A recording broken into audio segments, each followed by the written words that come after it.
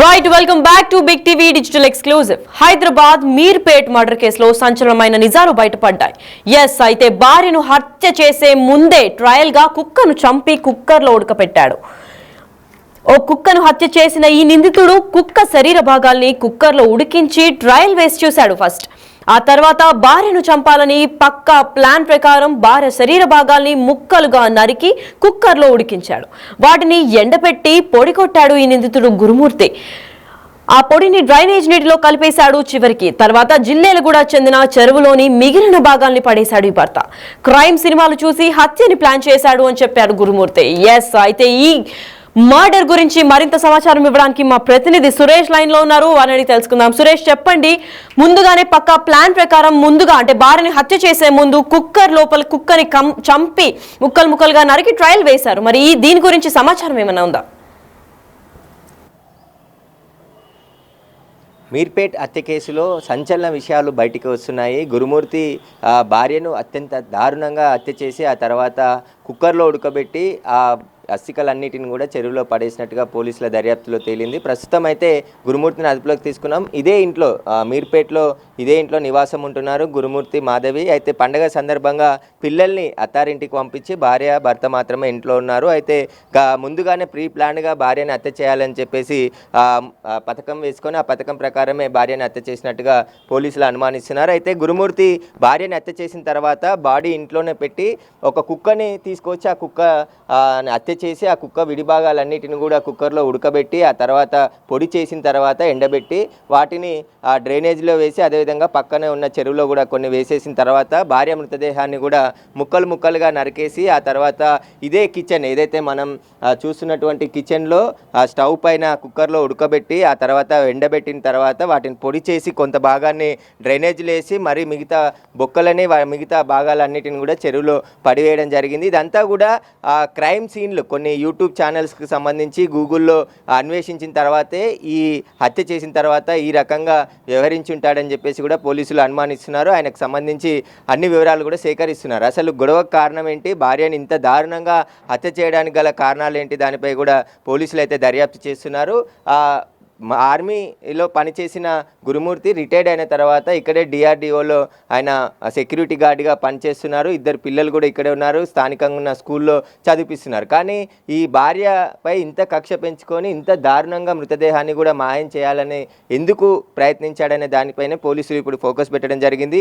ముందుగా ఇక్కడ వీధి కుక్కను ఒక కుక్కను చంపేసి ఆ కుక్కను తీసుకువచ్చి మొత్తం విడివి ముక్కలు ముక్కలుగా నరికేసిన తర్వాత ఆ కుక్కని కుక్కర్లో ఉడకబెట్టి ఆ తర్వాత ఏవైతే ఆ కుక్కకు సంబంధించిన మొత్తం విడిభాగాలని ఎలా డిస్పాచ్ చేశాడో దానికి సంబంధించి భార్య మృతదేహాన్ని కూడా 2 రోజుల పాటు, అంటే ఒకే రోజు ఇదంతా చేయలేదు, 2 రోజుల పాటు హత్య చేసిన తర్వాత కొన్ని భాగాలన్నిటిని కూడా కుక్కర్లో ఉడకబెట్టేసి వాటన్నిటిని చెరువులో పడేయడం జరిగిందని చెప్పేసి కూడా పోలీసుల ముందు గురుమూర్తి వెల్లడించినట్టు తెలుస్తుంది. దీని ఆధారంగానే పోలీసులు అయితే కేసు నమోదు చేసుకొని దర్యాప్తు చేస్తున్నారు. ఈ నెల 18న మాధవి తల్లిదండ్రులు ఫిర్యాదు చేశారు. పోలీసులకి కూతురు కనిపించట్లేదు, అల్లుడితో గొడవ పెట్టుకొని బయటికి వెళ్ళిందని చెప్పేసి చెప్పాడని చెప్పేసి మీర్పేట్ పోలీసులకు ఫిర్యాదు చేశారు. ఫిర్యాదు చేసిన సమయంలో గురుమూర్తి కూడా అక్కడికి వెళ్ళి ఆ ఫిర్యాదుకు సంబంధించి ఆయన కూడా ఇంటి నుంచి బయటికి వెళ్ళిందని చెప్పేసి ఈ హత్య గురించి ఎలాంటి సమాచారం తెలియనట్టుగానే అతను యాక్టింగ్ చేశాడు. కానీ పోలీసులు ఇంటికి సంబంధించిన సీసీ కెమెరాల ఫుటేజ్ని పరిశీలించగా ఆ మాధవి ఇంట్లోకి వచ్చిన ఫుటేజే ఉంది తప్ప బయటికి వెళ్ళిన ఫుటేజ్ లేకపోవడంతో ఇంట్లోనే ఏదో జరిగిందని చెప్పేసి పోలీసులు అనుమానించి అదేవిధంగా గురుమూర్తి అనేక సార్లు ఒక బకెట్తో బయటికి వెళ్ళినట్టు సీసీ కెమెరాలో రికార్డ్ అయింది. ఆ రికార్డ్ అయిన ఫుటేజ్ ఆధారంగానే గురుమూర్తిని అదుపులోకి తీసుకొని విచారించగా ఈ హత్యకు సంబంధించిన మొత్తం ఉదంతం బయటపడింది. ఇంట్లో ఉన్న మిగతా రెంట్ వాళ్ళు కూడా ఖాళీ చేసి భయపడి వెళ్ళిపోయారని చెప్పేసి కూడా చెప్తున్నారు. ఎందుకంటే ఇంత దారుణంగా హత్య చేయడానికి గల కారణాలు ఏంటనే దానిపై కూడా పోలీసులు అయితే దర్యాప్తు చేస్తున్నారు.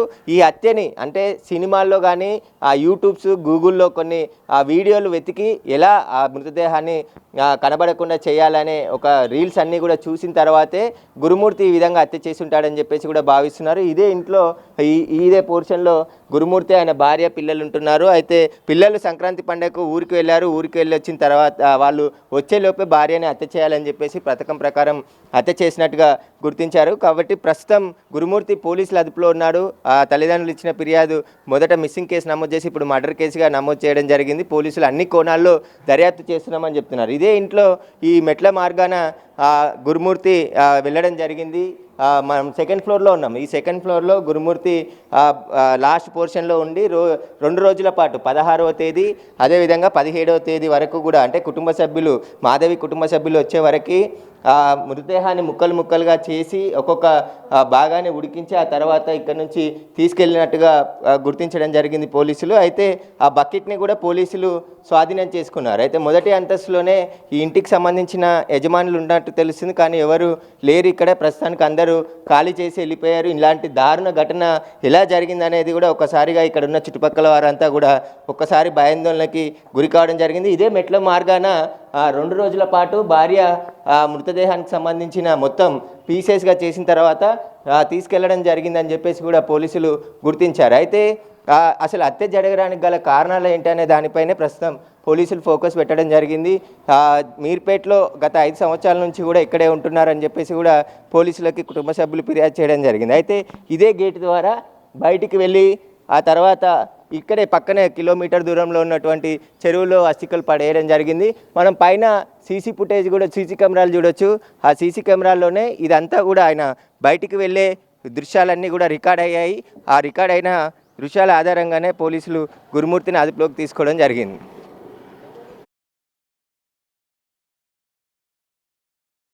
పేట్ మర్డర్ కేసులో సంచలనమైన నిజాలు బయటపడ్డాయని చెప్పుకోవచ్చు. ఎందుకంటే భార్యను హత్య చేసే ముందే ట్రయల్ కోసం ఓ కుక్కను హత్య చేసి మరీ నిందితుడు కుక్క శరీర భాగాల్ని కుక్కర్లో ఉడికించి ట్రయల్ వేసి చూశాడు. ఆ తర్వాత కన్ఫర్మ్ చేసుకున్న తర్వాతే భార్యను చంపాలని పక్కా ప్లాన్ చేసి భార్య శరీర భాగాల్ని ముక్కలు ముక్కలుగా నరికి ఆ కుక్కర్లో ఉడికించాడు. వాటిని ఎండపెట్టి తర్వాత పొడి కొట్టాడు ఈ నిందితుడు. నిందితుడు పేరు గురుమూర్తి. ఆ పొడిని కూడా ఏమాత్రం డౌట్ రాకుండా డ్రైనేజ్ నీటిలో కలిపేశాడు ఈ నిందితుడు. అయితే జిల్లెలగూడకు చెందిన చెరువులో మిగిలిన భాగాల్ని కూడా పడేశాడు ఈ భర్త. క్రైమ్ సినిమాలు చూసి లేదా యూట్యూబ్ లో ఇలాంటివన్నీ చూసి హత్యలు ప్లాన్ చేశాడు గురుమూర్తి. అయితే ప్రకాశం జిల్లా జేపీ చెరువుకు చెందిన గురుమూర్తి ఎక్స్ ఆర్మీ అయ్యుండి, అంటే డిఆర్డిఓలో అవుట్ సోర్సింగ్ సెక్యూరిటీగా పనిచేస్తున్నాడు. డిఆర్డిఓ అంటే defence research and development organisation లో ఒక సెక్యూరిటీ గార్డ్. అంటే ఆర్మీ అనగానే అందరికీ భద్రత కల్పించాల్సింది పోయి ఇంత ఘోరంగా, ఇంత క్రూరంగా ఒక వైఫ్ ని హత్య చేశాడు అంటే దీనికి గల కారణాలు ఏంటి అని పోలీసులు ఇంకా తీవ్ర స్థాయిలో దర్యాప్తు చేపడుతున్నారు. అయితే ఈ ఘటన పైన పోలీసులు కూడా ఒక ప్రెస్ తో సంభాషించారు. అసలు పోలీసులు దీని గురించి ఏం మాట్లాడుతున్నారో ఒకసారి విందాం. తేదీ 18/1/2025 నాడు సుబ్బమ్మ భర్త పేరు వెంకటరమణ అనే మహిళ ఫిర్యాదురాలు పోలీస్ స్టేషన్కి వచ్చి ఫిర్యాదు ఇవ్వడం జరిగింది. ఆమెకి 3 కుమార్తెలు సంతానము. పెద్ద కుమార్తె అయిన మాధవిని సుమారు 13 సంవత్సరాల క్రితము గురుమూర్తి అనే వ్యక్తికి ఇచ్చి మ్యారేజ్ చేయడం జరిగింది. వీళ్ళిద్దరిది కూడా ప్రకాశం డిస్టిక్. గురుమూర్తి అనే వ్యక్తి ఆర్మీలో పనిచేసి రిటైర్ అయ్యి ప్రస్తుతం కంచన్బాగులో సెక్యూరిటీ గార్డ్గా పనిచేస్తుండు. గత 5 సంవత్సరాలుగా మన వెంకటేశ్వర కాలనీ జిల్లెలగూడలో ఉంటుండ్రు. ఉన్న తర్వాత ఫిర్యాదు ఇచ్చిన సుబ్బమ్మ దాంట్లో ఇచ్చిన కంప్లైంట్ ఏందనగా 16వ తారీఖు ఈ నెల జనవరి 16వ తారీఖు తన కుమార్తె మాధవికి, అల్లుడికి గురుమూర్తికి ఇద్దరికి చిన్నపాటి గొడవ జరిగిందని, ఆ గొడవ జరిగితే మధ్యాహ్నం 12 o'clock ఆ సమయంలో ఈ మాధవి ఇంటి నుంచి వెళ్ళిపోయిందని చెప్పి ఫిర్యాదు ఇవ్వగా ఆమె ఫిర్యాదు మేరకు కేసు నమోదు చేయడం జరిగింది. అటు కేసు నెంబరు 81/2025. అటు కేసు విచారణలో ఉంది, దర్యాప్తు చేస్తున్నాము. పోలీసులు తనదైన శైలిలో విచారించగా తానే హత్య చేసినట్టు పోలీసులకి ఒప్పుకున్నాడు. లొంగిపోయాడు భర్త. ఎందుకింత క్రూరంగా చంపాడు అని చెప్పి దీనిపైన తీవ్ర స్థాయిలో దర్యాప్తు చేస్తున్నారు. అయితే ఈ ఘటన జరిగిన తర్వాత ఆ ఇంటికి సంబంధించిన ఓనర్లు ఇంకా పక్కన ఇరువైపులో ఉన్న నేబర్స్ కూడా భయపడి భయాందోళనకు గురై అక్కడికక్కడే ఖాళీ చేసి వెళ్ళిపోయినట్లు చూస్తున్నాం. అయితే ఇప్పుడైతే ఈ భర్త ఎవరైతే భార్యని ఇంత క్రూరంగా చంపై కుక్కర్లో వేసి పొడి చేసి ఆ అస్థికలన్నింటినీ కూడా ఏదైతే చెరువులో బారేశారో ఆ నిందితుడిని అయితే పోలీసులు ఇప్పటికే అదుపులో పెట్టుకున్నారు. అయితే విచారణ కొనసాగించిన తర్వాత అనంతరం ఏంటి, ఏ శిక్ష పడుతుంది, అసలు ఎందుకు చేశాడు అన్న దీనిపైన కూడా పోలీసులు బయటకు వచ్చి మళ్ళీ వెల్లడించే సమయం మనం వేచి చూడాలి.